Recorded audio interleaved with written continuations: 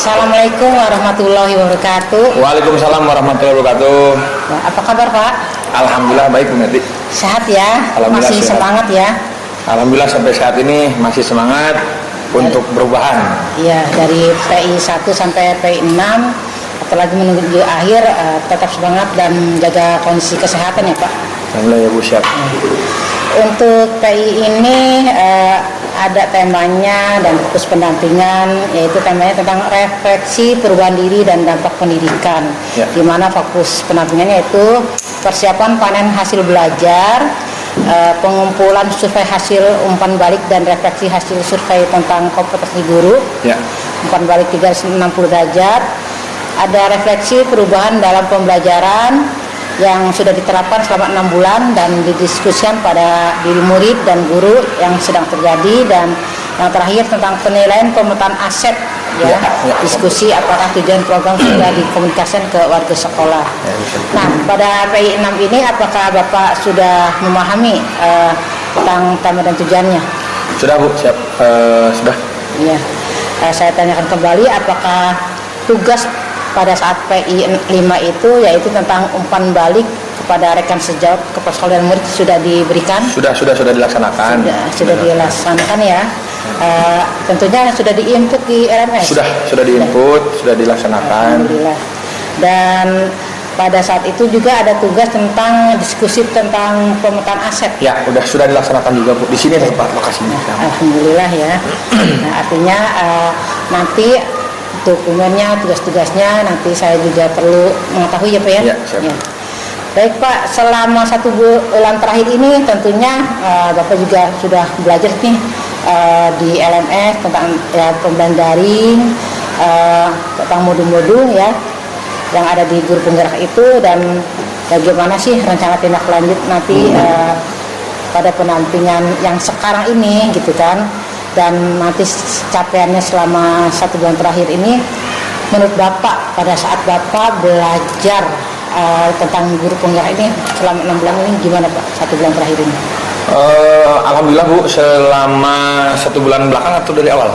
1 bulan terakhir ini. 1 bulan terakhir ini alhamdulillah Bu, karena mempelajari tindak lanjut dari materi-materi sebelumnya, saya kemarin sekarang itu sudah mencoba berdiskusi dengan selain hanya dengan rekan sejawat tapi dengan siswa, meminta refleksi tentang penilaian saya gitu. Alhamdulillah itu sudah dilakukan. Kemudian penerapan pembelajaran berdiferensiasi juga mulai diterapkan. Kemudian alhamdulillah sekarang sudah melakukan diskusi-diskusi dengan rekan sejawat untuk melakukan terobosan-terobosan, tentunya dalam pembelajaran berpihak pada murid. Ini seperti itu Bu. Kemudian yang kedua adalah dengan program saya yang alhamdulillah diakomodir oleh pimpinan, oleh kepala sekolah yang begitu sangat mensupportnya kepada kami. Kemudian kemarin juga berdiskusi dengan komite, alhamdulillah juga Bu, itu dengan saya mengikuti CGP ini banyak ilmu-ilmu baru yang masuk. Kemudian kemarin diskusi dengan kepala sekolah, program yang saya rancang yaitu adalah Dobrak Eskul, yaitu tentang pengembangan ekstrakurikuler untuk menunjang prestasi, itu diakomodir Bu. Itu sih informasi yang lebih enaknya sekarang, gitu, yang lebih luasnya gitu, yang lebih lebih bahagianya lagi gitu. Ya. Terus rencana tindak lanjutnya itu Pak gimana? Kemarin kan tentang program Dobrak Eskul ya. Tetap dilaksanakan atau gimana tuh rencana tindak lanjut? Rencana tindak lanjut yang sekarang saya laksanakan itu ada beberapa hal Bu ya berkaitan rencana tindak lanjut selain Dobrak Eskul.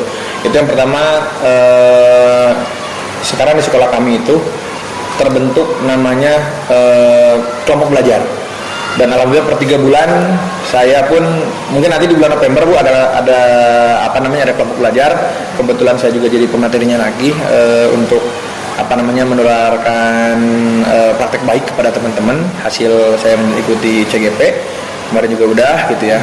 Kemudian yang kedua itu tadi pengembangan ekstrakurikuler Dobrak Eskul tadi. Itu tindak lanjutnya adalah untuk Dobrak Eskul adalah maintenance, menjaga atau konsistensi eskul ini. Sekarang sudah berjalan Bu, alhamdulillah yang Bu PP waktu itu ngasih masukan tentang musik Bu. Sekarang musiknya bukan 1 Sekarang eskulnya itu dikembangkan, ada eskul yang namanya drum band, Bu. Sudah ada drum band, kemudian setelah drum band itu sekarang musik udah berjalan, hard rock lah ada sekarang, alhamdulillah. Nah, mungkin PR-nya nanti tindak lanjutan ke depan adalah bagaimana cara saya memainten kegiatan ini supaya biasa, Bu, orang Indonesia naik secara bagus ke sana-sananya belum. Makanya sekarang itu maintenance itu yang perlu kita jaga, menjaga berbalik lagi kepada pemanfaatan aset, yaitu sana, Bu. Baik. Terus pada saat diskusi pemetaan aset itu bagaimana pada saat itu membahas tentang apa saja selain tentang sumber daya alam itu? Sumber yang ada di sekolah itu. Baik. Untuk yang tentang pemetaan aset, diskusi yang kemarin saya lakukan adalah yang pertama, saya alhamdulillah melibatkan guru-guru stakeholder yang ada di sekolah, meliputi kepala sekolah, wakil kepala sekolah, kemudian staf tata usaha, kemudian OB dan security dan lainnya, ditambah dengan komite sekolah sama korlas. Kemarin di sini tempat lokasinya. Itu yang dibahas adalah aset-aset yang ada di sekolah kita itu yang akan kita bisa manfaatkan, mulai dari gedung yang ada, kemudian pemanfaatan lingkungan, kerjasama dengan, di situ kebetulan kita bekerjasama dengan puskesmas yang programnya sudah jelas, Bu, dengan kita kerjasama dengan OSIS, dengan PMR, dengan dengan kegiatan-kegiatan eskul lainnya. Kita udah kerjasama dengan Pramuka, ya.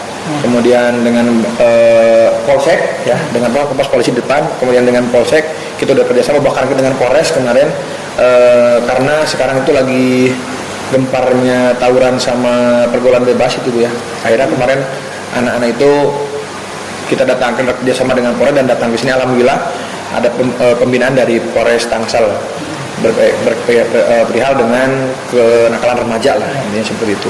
Kemudian kerjasamanya lagi dengan wilayah sekitar RT RW, kemudian lurah, kemudian keluarganya di sebelah, kita kerjasama perihal masalah penggunaan pasos-pasum yang sering kita lakukan, terutama pelajaran saya olahraga, Bu. Ketika pada saat 3 angkatan nggak mungkin di tempat sini, saya menggunakan lapangan di sebelah sama taman-taman di belakang di perumahan ini, ya, perumahan Pakulonan ini. Itu, Bu. Ya. Terus menurut Pak Prima ini selama belajar daring, ya, LMS selama 1 bulan ini, menurut Pak Prima sebagai capaiannya itu dalam 1 bulan itu apa yang didapat itu? Setelah mengikuti ini, capaiannya adalah yang pertama, saya itu lebih mengetahui aset apa yang kita manfaatkan. Jadi dalam proses pembelajaran terutama kita memanfaatkan fasilitas yang ada untuk melayani siswa kita. Jadi ketika pada saat proses belajar mengajar dengan keterbatasan itu kita menjadi kelebihan. Intinya itu yang saya dapatkan. Kemudian yang kedua adalah bagaimana caranya memanfaatkan lingkungan kita untuk belajar, seperti itu, Bu.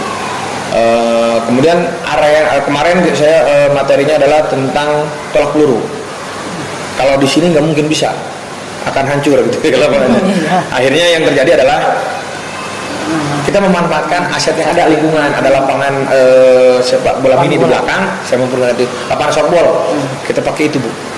Itu ya salah satunya. Jadi alhamdulillah setelah mengikuti CGP kemarin, apalagi tentang pengelolaan aset, ya, aset lingkungan terutama, ya, itu yang menjadi saya terbuka pikiran saya. Oh iya, kita memanfaatkan lingkungan. Yang penting kita dengan sosialnya itu, aset sosialnya kita bekerja sama dengan lingkungan sekitar, seperti itu, Bu. Artinya tindak lanjut pada saat Lokakarya 5 pun, ya, tentang program yang berdampak pada murid sudah diimplementasikan. Dan sebenarnya itu sudah menjadi sudah dilakukan sebelumnya, ya. Cuma ini lebih dimatangkan lagi, apalagi kita juga membuatnya dengan adanya program yang dengan alur bagja itu, ya, Pak, ya, dirancang. Iya, dirancang dengan alur bagja, iya, betul. Nah, iya, jadi kedepannya nanti akan lebih terarah lagi, Pak, ya, pada saat program-program yang dibuat oleh Pak Prima dan rekan-rekan guru di sini. Ya, tentunya kembali lagi dengan izin dari kepala sekolah, ya, Pak, ya. Baik, Pak Prima, sangat menarik sekali. Setelah saya mendengar, semakin bertambah wawasan, banyak sekali kemajuan-kemajuan yang didapat dari Pak Prima, baik dari keterampilan maupun sikap yang sudah diterapkan di sini, gitu kan, lebih mematangkan apa yang ada di sekolah ini sebagai sumber daya manusianya, terus program-programnya yang berdampak pada murid ya, tapi diolah lagi ya. Dan semoga kedepannya nanti, jika pun nanti Pak Prima sudah lulus dari guru penggerak, tetap dilanjutkan. Siap. Ya. Dan membersamai teman-teman di sini ya, agar tadi sebelumnya juga berbincang-bincang dengan kepala sekolah agar yang lainnya, terutama yang muda-muda, agar ikut semangatnya untuk memajukan sekolah ini. Ya. Apalagi di SMP ini, di SMP 15 ini lebih diunggulkan tentang eskul ya. Eskulnya. Eskul. Dan Pak Prima sendiri sebagai guru olahraga dan membuka dayung ya. Oh iya. Dayung Libel Pedal Club. Iya. Olahraga dayung itu, jadi biar menjadi warga sekitar akan tertarik dengan sekolah ini. Begitu banyak eskul yang diraih dan banyak prestasi untuk melanjutkan ke sekolah berikutnya. Iya betul. Ya. Betul. Itu emang tujuan diadakannya Dobrak Eskul itu salah satunya itu Bu. Jadi menjadikan wadah untuk para peserta didik untuk berkreasi, berekspresi, kemudian berprestasi. Nah, prestasi ini kedepannya bertujuan untuk dapat mendukung mereka untuk masuk ke sekolah jenjang yang lebih tinggi, terutama impiannya kan ya. Setelah saya baca hasil survei yang saya berikan terhadap 5 rekan saya, kemudian 5 anak mendidik saya, kemudian kepala sekolah, itu yang pertama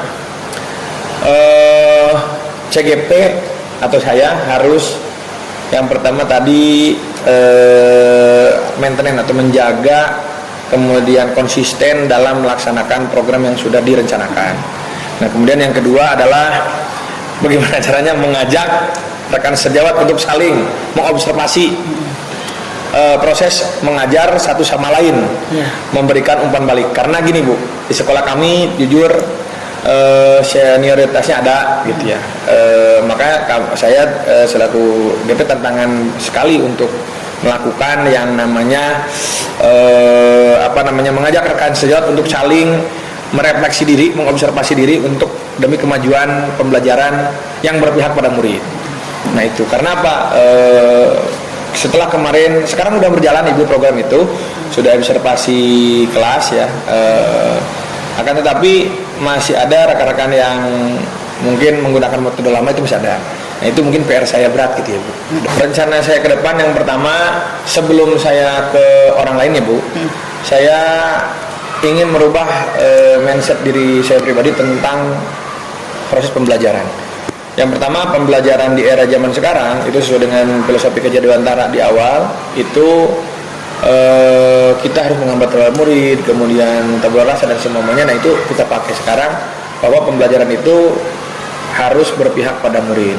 Dengan cara apa? Sekarang pembelajaran yang kemarin kita pelajari, pembelajaran berdiferensiasi. Itu mungkin saya akan terapkan lebih mendalam lagi tentang proses pembelajaran berdiferensiasi. Nah kemudian pembelajaran olahraga itu kan cenderung dengan metode komando. Nah sekarang saya mencoba untuk menerapkan metode teman dengan teman, saling belajar. Jadi dipetakan orang yang udah mampu mengajarkan orang yang tidak mampu, seperti itu. Nah itu mungkin dari diri saya pribadi dulu. Nah kedepannya ini akan menjadi contoh role model untuk menyampaikan kepada teman-teman hasil proses pembelajaran. Yang ketiga adalah setelah itu udah terbentuk pribadi saya, kemudian hasil kerja udah kelihatan, baru saya akan meranjang ke rekan sejawat, mengajak teman-teman untuk melakukan penerapan pembelajaran berdiferensiasi. Untuk tentunya untuk berpihak pada murid gitu ya.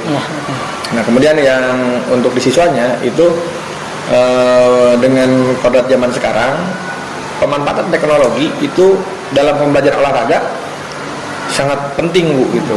Mungkin menurut guru-guru olahraga sih ngapain sih? Mungkin pemikiran orang-orang itu mindsetnya olahraga adalah belajar praktek gitu. Tapi ternyata setelah saya belajar di CGP ini, pembelajaran itu harus menarik gitu. Dan zaman sekarang anak-anak itu untuk mempelajari pelajaran olahraga itu tidak hanya harus praktek saja, tapi harus mengetahui dulu teorinya seperti apa, materi seperti apa, baru masuk ke prakteknya. Mereka lebih happy gitu, seperti itu. Intinya guru dituntut untuk lebih berkarya. Yang akan saya libatkan, Ibu izin kemarin itu sudah saya laksanakan, walaupun step demi step ya, dengan kegiatan-kegiatan CGP ini saya sudah melakukan kegiatan berarti udah kedua kali, ketiga kali ya. Nah, dengan mengumpulkan rekan-rekan, menularkan budaya positif atau budaya baik. Nah, yang akan saya libatkan yang pertama tentunya untuk mendorong program ini, tindak lanjut ini adalah kepala sekolah selaku pimpinan. Atas izinnya pasti kita akan melaksanakannya. Yang kedua, wakil kepala sekolah Bu, wakil kepala sekolah baik di bidang kurikulum, kemudian kesiswaan, kemudian humas, sarana prasarana, kemudian dan bendahara tentunya untuk dari segi keuangan. Kemudian yang di sekolah kami alhamdulillah sekarang komite sangat berjalan dengan baik. Nah, komite tersebut bukan hanya sebagai monitoring kita selaku guru di sekolah, tetapi komite di sekolah kami adalah sebagai sumber pendanaan juga, yaitu sponsorship lah buat kemajuan anak-anak tentunya ekstrakurikuler ini. Nah, kayak barusan hari ini Ibu udah menyaksikan tadi kegiatan P5 itu adalah Fun Games untuk menghilangkan titik jenuh anak-anak selalu teori. Tadi melakukan Fun Games itu didukung oleh komite juga sama kurikulum dalam halnya untuk meningkatkan gerak anak-anak. Kemudian tadi pagi kita dibuka dengan makanan sehat. Nah, anak-anak membawa bekal dari rumah itu makanan sehat, 4 sehat 5 sempurna lah kalau zaman dulu. Kalau sekarang makanan gizi seimbang gitu. Alhamdulillah itu udah jalan. Kemudian Fun Game dan lain itu adalah dilibatkan oleh lingkungan masyarakat sekitar, oleh orang tua, Korlas, kemudian komite. Nah, itu yang akan dilibatkan. Kemudian yang dilibatkan selanjutnya adalah saya ingin melibatkan lingkungan masyarakat berkaitan dengan kesehatan, itu dari pihak puskesmas, kemudian dari Babinsa Mas, kemudian dari kepolisian. Dan proses pembelajaran yang saya rasakan selama 6 bulan ini, yang pertama mulai dari modul 1.1, yang modul 1, modul 2, modul 3. Itu yang pertama, ketika mengikuti CGP ini, pertama kita merasa apa sih itu CGP gitu. Nah, ternyata setelah saya masuk dalam dunia CGP ini, merubah mindset saya tentang dunia pendidikan era sekarang. Ternyata banyak ilmu-ilmu baru yang saya dapat berkaitan dengan kegiatan proses pembelajaran, mulai dari modul 1 itu adalah filosofi pelajaran dan filosofi pembelajaran oleh Keja Dewantara, itu berkaitan dengan bagaimana caranya kita berpihak pada murid dan lain-lainnya. Sementara kita jujur saja kita mengadakan pembelajaran itu hanya dari pengalaman yang pernah diajarkan oleh guru kita, mengajar dari guru kita. Dan ternyata kita di CGP ini kita mempelajari lebih dalam tentang pembelajaran gitu ya. Karena yang di kampus dulu itu hanya teori, tapi ketika pada saat di CGP ini ya sangat membantu saya untuk melakukan proses perubahan.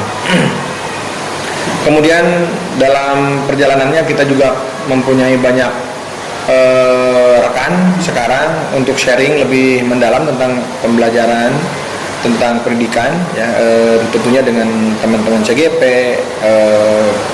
fasilitator, kemudian rekan-rekan PP gitu ya, yang selalu membimbing kami untuk melakukan proses-proses terobosan-terobosan perubahan dalam proses pembelajaran. Nah, kemudian dalam proses pembelajaran 6 bulan ini juga kami tentunya memang dari awal kita udah punya visi yang sebagai guru. Akan tapi di CGP ini kita lebih menjurus lagi nih visinya itu dengan seperti apa gitu, alurnya seperti apa dalam pembentukan visi.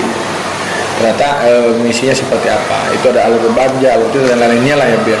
Kemudian proses pembelajarannya sekarang yang dulunya mungkin kita monoton, belajar itu yang penting super kewajiban, sekarang ternyata setelah mengikuti guru penggerak ini, proses pembelajaran sekarang lebih tertata rapi, mulai dari perencanaan, kemudian proses pembelajaran, hingga sekarang bagaimana caranya pembelajaran itu menyenangkan, kemudian berpihak pada murid, kemudian pembelajaran itu sekarang lebih fokusnya terhadap murid dan murid lebih menyukai tentang pembelajaran apa yang kita berikan.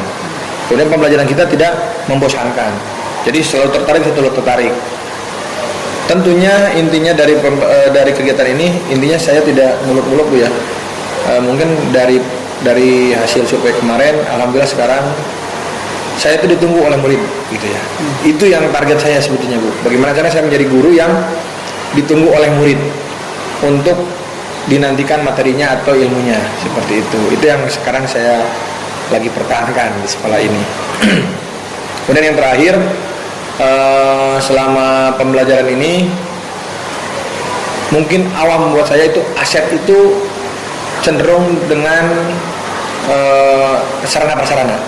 Akan tetapi ternyata setelah mempelajari tentang sumber daya aset, ternyata aset yang ada di yang sepengetahuan saya dulu adalah hanya sarana prasarana, ternyata aset itu ada 7 aset.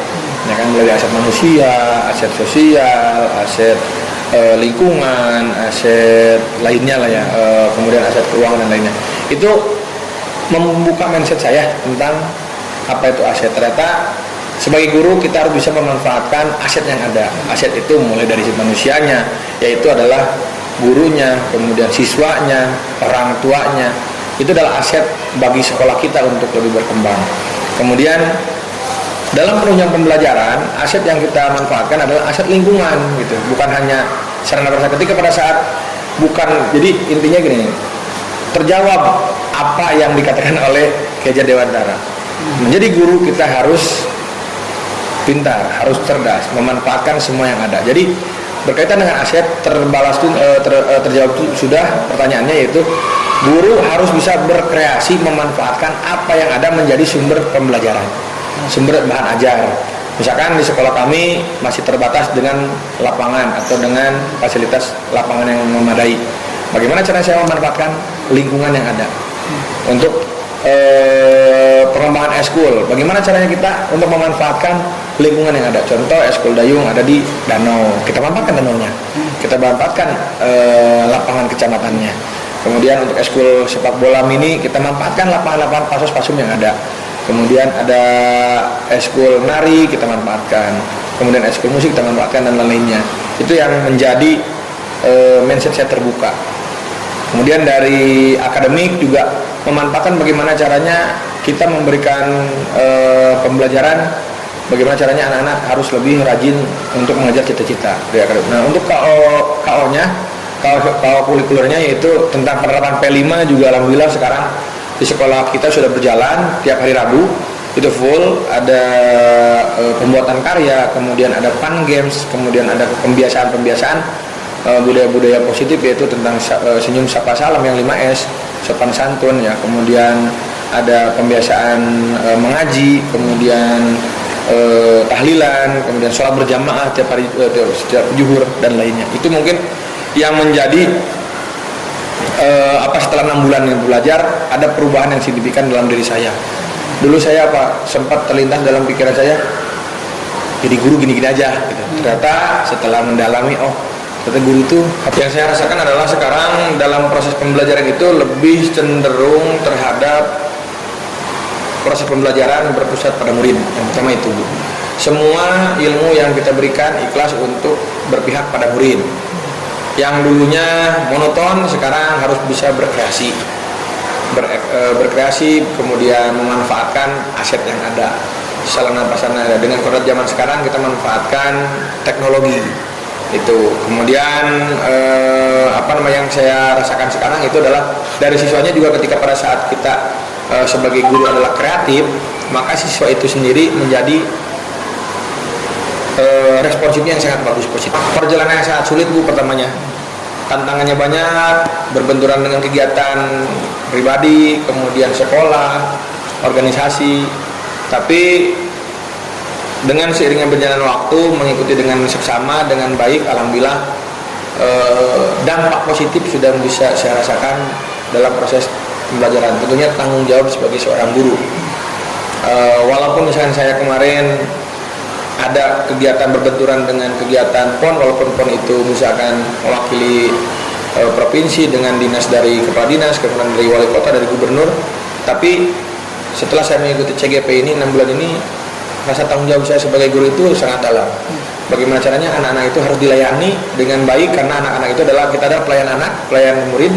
Bagaimana caranya kita mencari guru pengganti untuk bagaimana caranya anak itu terlayani dengan baik, materinya pun tidak kosong, ya kan. Jadi itu yang menjadi rasa tanggung jawab saya selalu menjadi lebih tinggi, menjadi seorang guru, menjadi seorang pengajar dalam proses pembelajaran. Itu sih yang menjadi merasa puas ya saya, itu menjadi kepuasan saya itu ketika anak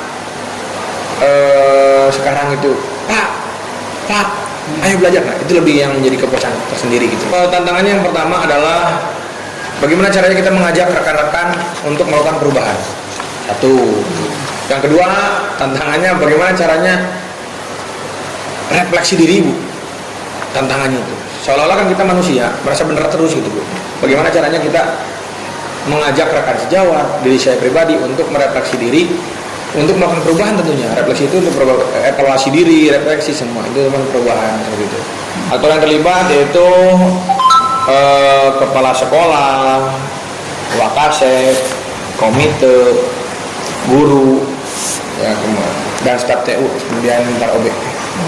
Baik. Murid dilibatkan? Murid OSIS yang dilibatkan, Bu. OSIS. Agar nanti menyampaikan ke anggota-anggota. Ya, betul. OSIS yang dilibatkan. OSIS sama pramuka sama paskibra.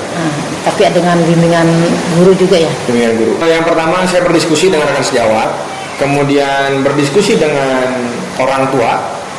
Kebetulan saya melakukan juga rapat dengan orang tua di ekskul saya kebetulan. Nah, itu masuk sedikit demi sedikit identifikasi tentang apa sih yang harus dimanfaatkan. Nah, ternyata orang tua responsifnya bagus gitu ya. Yang pertama tadi identifikasinya berdiskusi dengan rekan sejawat, dengan orang tua, kemudian dengan siswa itu sendiri. Ternyata setelah saya identifikasi banyak aset-aset terpendam di sekolah kami gitu. Contoh sekarang di ekskul musik dengan wadahnya musik ternyata ada juga yang penyanyi bagus gitu. Kemudian basket sekarang berdiri, alhamdulillah sekarang SMP 15 dulunya basketnya vakum, sekarang terbentuk 2 tim yang sangat bagus. Kemudian futsal dulunya tidak terkoordinir dengan baik, sekarang alhamdulillah tim kita mungkin di EGSI ini mudah-mudahan bisa lebih baik.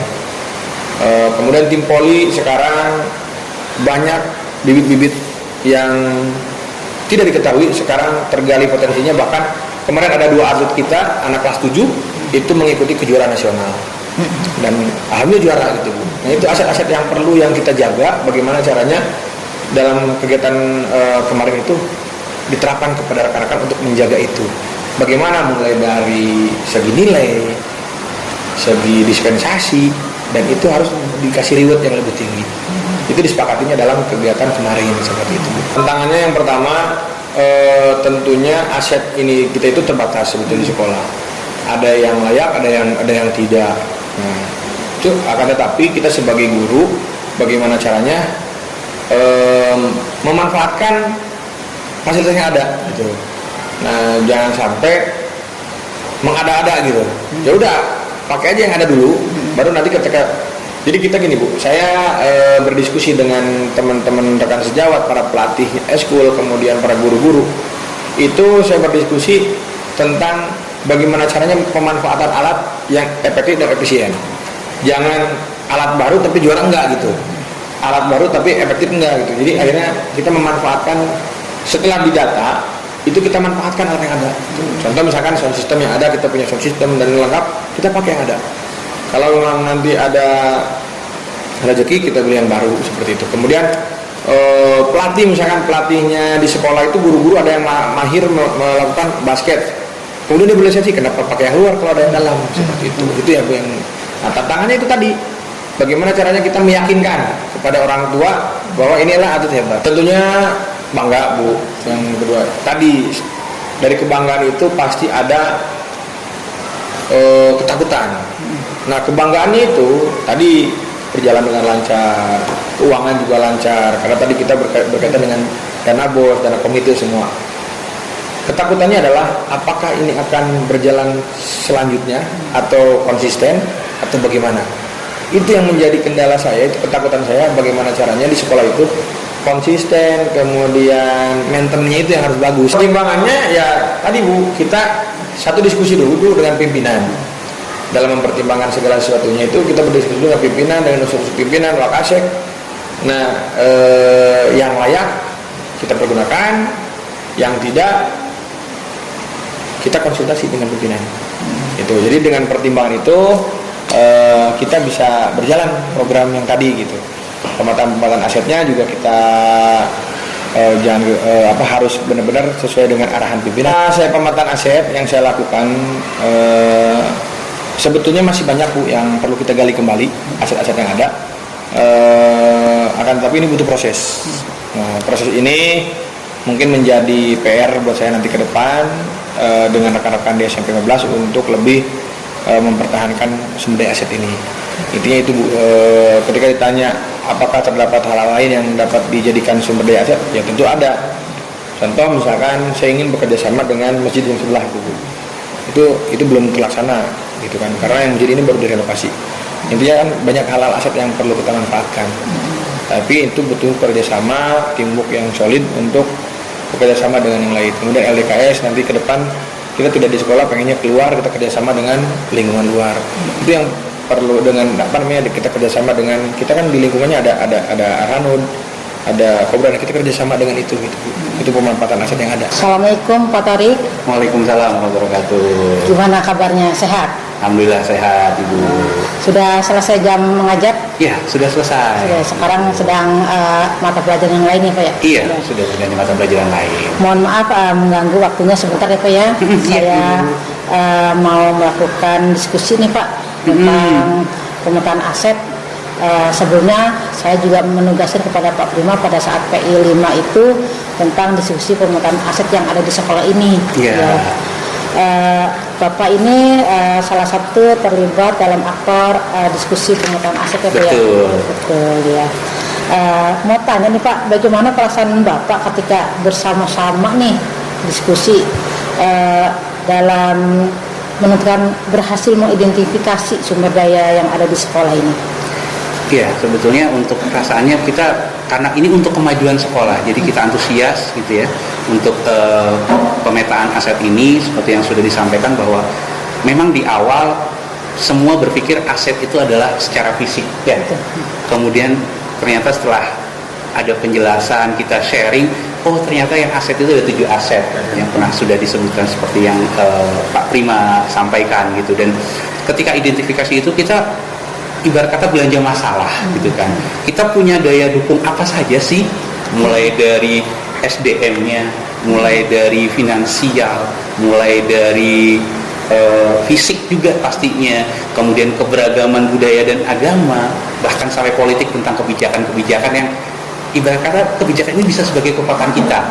Untuk salah satunya adalah dalam usaha untuk kemajuan sekolah, branding lah gitu ya kalau dalam bahasa ininya yang sekarang gitu. Jadi sangat senang ya ketika bersama-sama diskusi tentang aset yang ada di sini untuk digunakan ke depannya nanti. Karena kan untuk memajukan sekolah ya. Iya, betul. Memfasilitasi pertama anak-anak nih.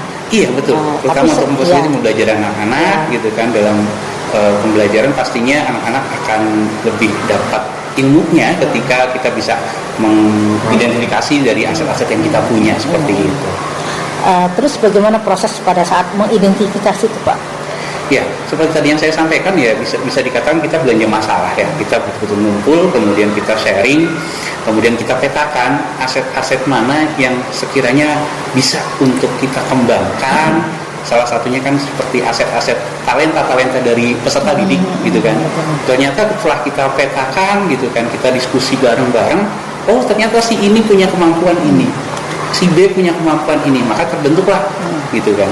Ada yang namanya eskul, kita bagi-bagi sesuai dengan minat dan bakatnya. Ternyata anak-anak antusias gitu, melihat ada yang bisa, pingin bisa gitu. Jadi itu termasuk bagi kita adalah aset. Kemauan itu adalah aset-aset yang perlu kita dukung, perlu kita wadahi, kita fasilitasi, salah satunya dengan kegiatan-kegiatan eskul. Dan alhamdulillah eskul di kita ada beberapa yang sudah berjalan dan alhamdulillah juga sudah menorehkan prestasi seperti itu. Alhamdulillah ya. Iya. Apalagi Pak Primas ini sebagai CGP ya di sekolah ini sangat mendukung dengan program eskul. Betul gitu. Ya, dan Pak Prima ini membuat programnya itu dobrak eskul yang melibatkan guru-guru di sini. Iya betul. Nah, terus bagaimana Pak dalam menyusun aset ini tentunya ada kendala dan tantangan. Betul. Ya, bagaimana cara mengatasinya? Iya, pasti ada sebuah kendala atau tantangan gitu.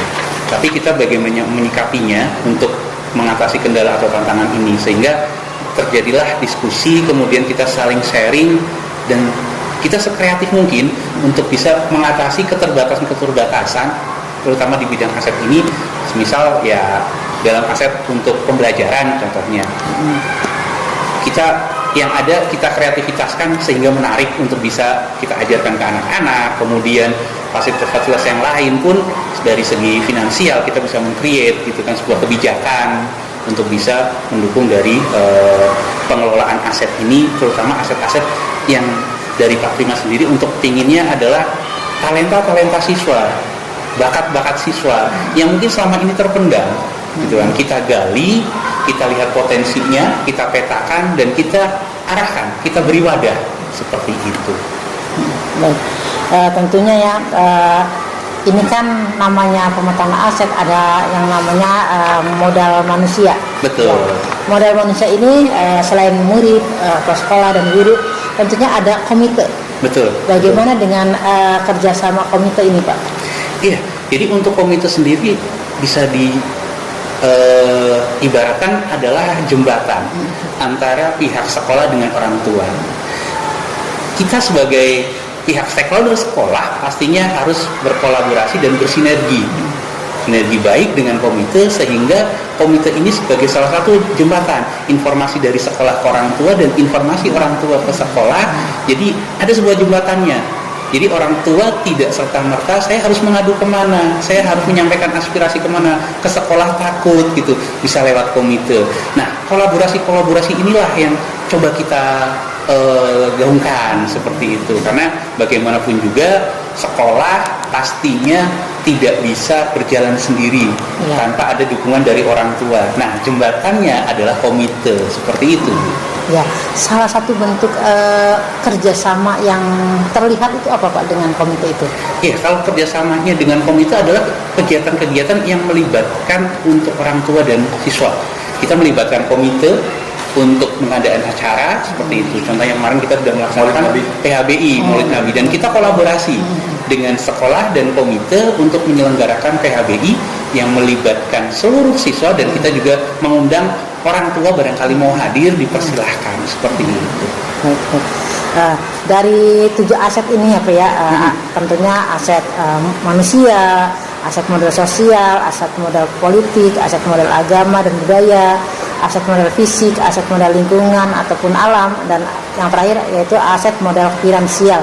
Dari 7 aset ini apakah ada yang belum tersampaikan pada saat merancang program?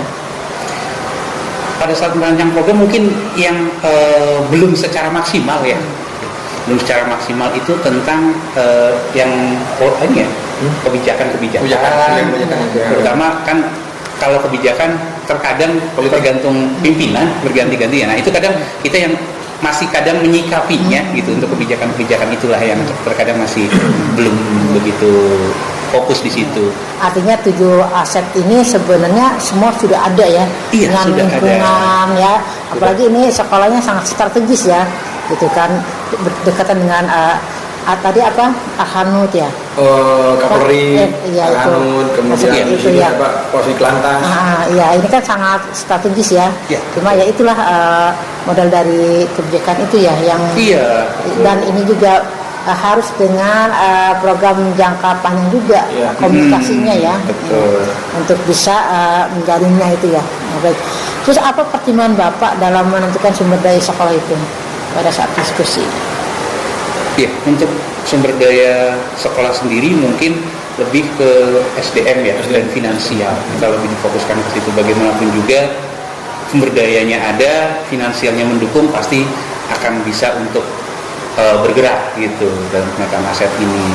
Di situ kita lebih banyak bukan mengenyampingkan yang lain, tapi kita lebih fokus di SDM, terutama di guru dan siswa, kemudian finansial dan fisik. Jadi nanti kedepannya juga sangat dengan sangat mudah ya kalau seandainya sudah dipertimbangkan lebih matang lagi itu ya. Iya, betul. Iya. Terus apakah terdapat hal lain Pak yang dapat dijadikan sumber daya sekolah ataupun yang belum ditemukan pada proses kegiatan berlangsung? Ya, sebetulnya mungkin sumber daya yang bisa kita belum begitu gali adalah sumber daya yang berasal dari orang tua siswa atau wali murid. Ya. Itu kan sebetulnya sebuah aset juga, ya.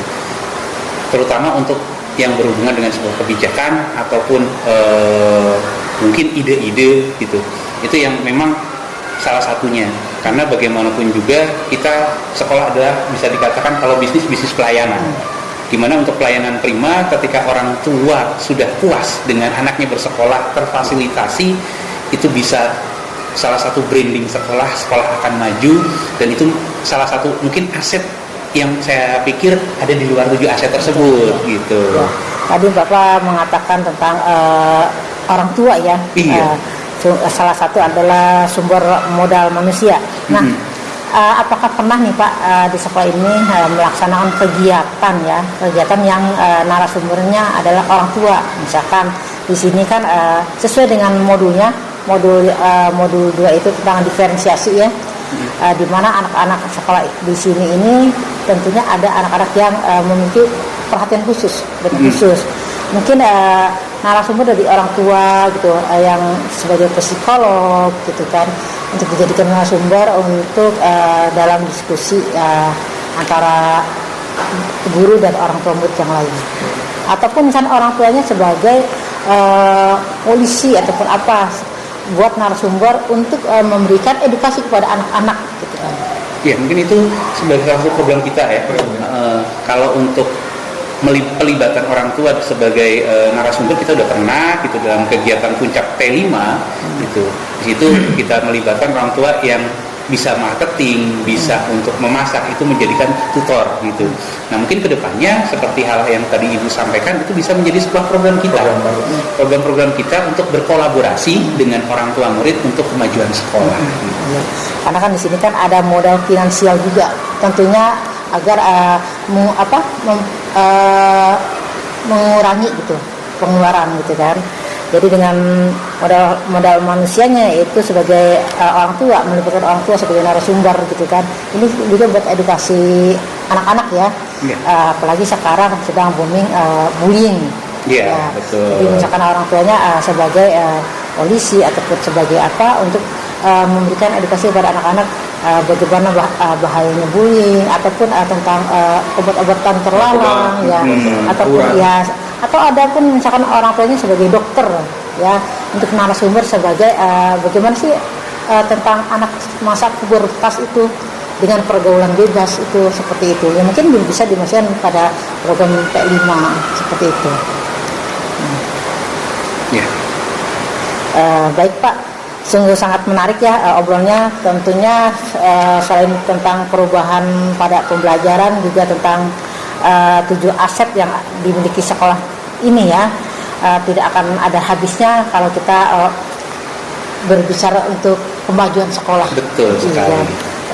Karena kita sebagai seorang pendidik tentunya ingin memberikan wadah pada anak dan guru-guru yang lain agar terus maju seperti itu. Terima kasih Pak atas waktunya. Barangkali Bapak masih ada jam berikutnya. Saya juga mohon maaf, dan saya juga minta mengucapkan terima kasih karena ini juga pendampingan terakhir dengan Pak Prima. Iya, sebelumnya saya juga sering dengan Bapak juga, bertemu dengan Bapak dan rekan-rekan yang lain. Saya juga mohon maaf yang sedang-dalamnya. Terima kasih ya Pak. Ide saya sih menampilkan hasil-hasil dari kegiatan selama 6 bulan ini. Dari kegiatan kita tampilkan hasil karya kita selama kita di Loka 1 sampai dengan Loka 6. Itu kita tampilkan, pajangkan di stand-stand lah kita gitu, untuk agar diketahui bahwa ini loh perjalanan kita gitu. Kemudian ada foto-fotonya, ada slide-slide videonya, seperti itu kira-kira. Nah, kemudian kita tonjolkan juga budaya-budaya khas daerah masing-masing gitu. Itu sih ide-ide yang saya akan sampaikan sebetulnya. Seperti apa sih konsepnya? Konsepnya ya kita memunculkan budaya-budaya. Misalkan kita dalam penampilan nanti gurunya menggunakan seragam adat. Kita lah Banten, misalnya batik Banten, kemudian pakai kolek-kolek Banten gitu. Kemudian menampilkan hasil karya kita selama dari lokasi kegiatan dari 1 sampai dengan akhir ini gitu. Itu sih Bu. Baik Pak, itu idenya ya. Terus ide tentang program lainnya yang akan ditampilkan tentang apa itu? Karena Bapak sendiri programnya Dobrak Eskul. Saya sih itu? Inginnya gini, program saya itu ingin ditampilkan itu dengan slide ya Bu, dengan slide penampilan hasil-hasil dari kegiatan-kegiatan yang sudah dilaksanakan di sekolah kami. Karena apa? Mungkin ini bisa menjadi motor juga buat rekan-rekan sekolah lain supaya non akademik itu jangan sampai dipandang sebelah mata gitu. Alhamdulillah Pak Prima, kita menuju ke bagian akhir pendampingan ya. Di mana saya juga mengucapkan terima kasih banyak selama ini sudah diterima dengan baik dan begitu ramah oleh kepala sekolah dan rekan-rekan guru di sini. Juga anak-anak juga sangat ramah ya, antusias. Begitu saya datang juga saling menyapa dan salaman ya. Ya, saya juga bersyukur bisa mendampingi Pak Prima karena dalam pendampingan ini saya juga banyak belajar kepada Pak Prima. Pertama tentang eskul ya, di mana anak didik di SMP ini memang diberikan suatu wadah tentang bakat minat. Ya. Jadi sangat menginspirasi sekali program-program yang Bapak buat bersama rekan-rekan guru di sini. Tapi kita sebagai mitra saling membersamai, saling belajar. Saya juga pasti banyak kekurangannya pada saat membersamai. Belum maksimal, tapi di sini kita sama-sama belajar dalam program guru penggerak ya Pak ya. Dan saya juga sangat memberikan apresiasi kepada Pak Prima bahwa dengan mengikuti program CGP ini buang rasa lelahnya, buang rasa malasnya, tapi kita di sini kita belajar sama-sama semangat untuk perubahan ya. Baik perubahan pada diri kita menjadi lebih baik lagi, juga perubahan pada anak dan perubahan pada rekan guru dan sekolah ini.